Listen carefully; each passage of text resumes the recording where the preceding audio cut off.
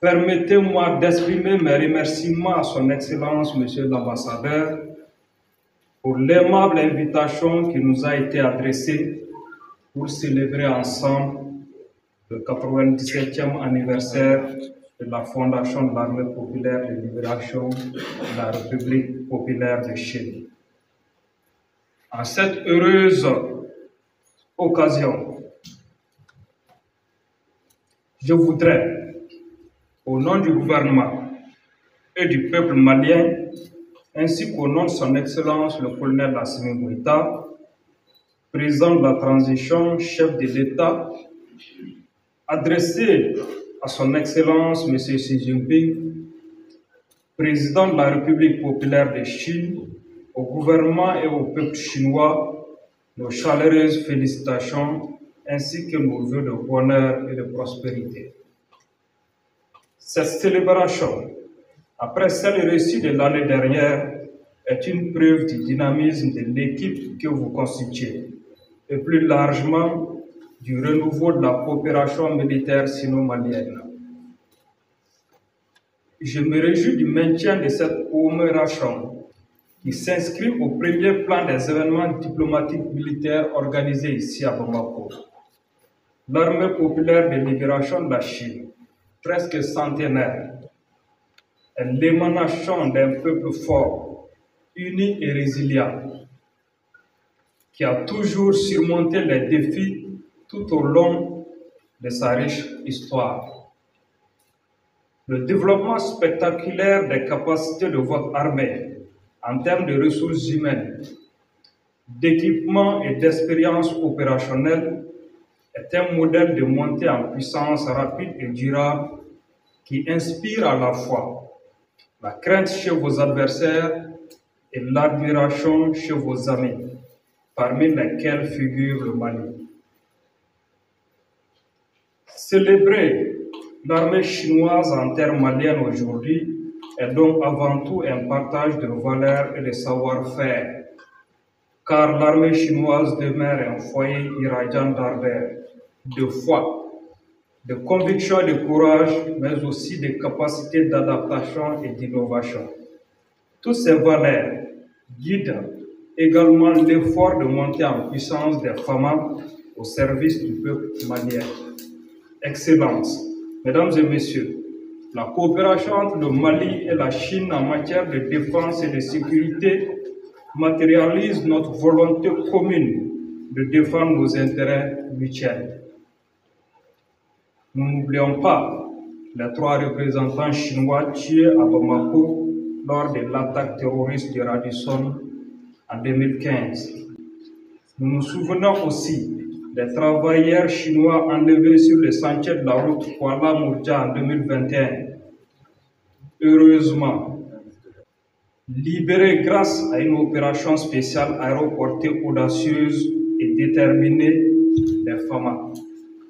Enfin, nous ne nous lasserons jamais de rendre hommage au sacrifice des milliers de soldats chinois déployés au Mali dans le cadre de la MINUSMA, parmi lesquels un valeureux frère d'armes a perdu la vie lors d'une attaque au mortier sur le camp de Gao en 2016.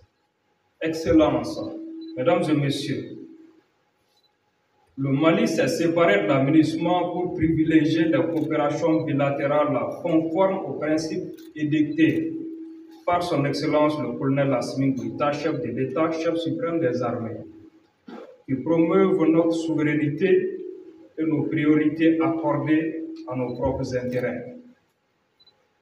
Le Mali et la Chine développeront une coopération bilatérale qui servira réellement les intérêts de nos États et de nos peuples respectifs. Excellences, Mesdames et Messieurs, au moment où le Mali lutte résolument contre le terrorisme et l'extrémisme violent, la Chine est un partenaire fiable et constant dont l'appui diplomatique et militaire se renouvelle tous les jours. En effet, la Chine intervient au Mali dans le domaine de la défense depuis les années 70. Cette coopération vieille de plusieurs décennies se caractérise par la formation des militaires maliens en Chine l'envoi d'assistants militaires techniques chinois au Mali, ainsi que la vente ou la cession d'équipements militaires tels que des véhicules, des armes, des munitions, des matériels sanitaires et surtout du matériel de transmission. Cette année encore, la Chine s'apprête à offrir des bourses de formation pour une cinquantaine de cadres militaires des FAMA. Dans le même temps, cette coopération militaire et technique, basée sur le principe gagnant-gagnant, s'est encore illustrée avec la livraison de lots d'équipements au profit de nos forces.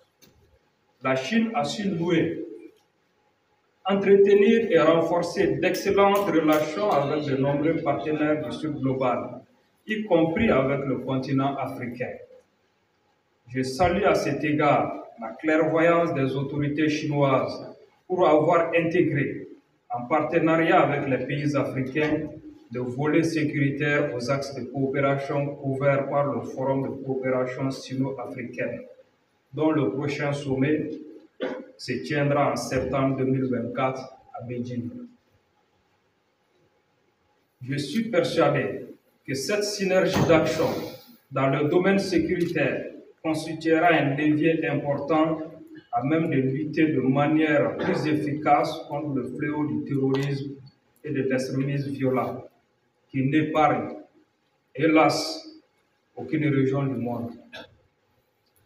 Dans sa lutte contre les groupes armés terroristes et l'insécurité sous toutes ses formes, que le Mali mène désormais de manière conjointe avec le Burkina Faso et le Niger dans le cadre de la Confédération des États du Sahel.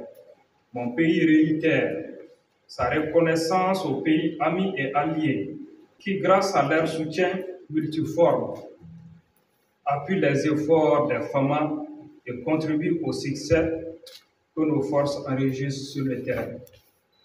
Pour terminer, je voudrais, au nom de son Excellence le colonel Assimi Goïta, président de la transition, chef de l'État, réitérer nos vœux ardents de succès et de prospérité à son Excellence M. Xi Jinping, président de la République populaire de Chine, et au peuple ami de la Chine. Vive la coopération entre la République du Mali et la République populaire de Chine. Je vous remercie de votre aimable attention.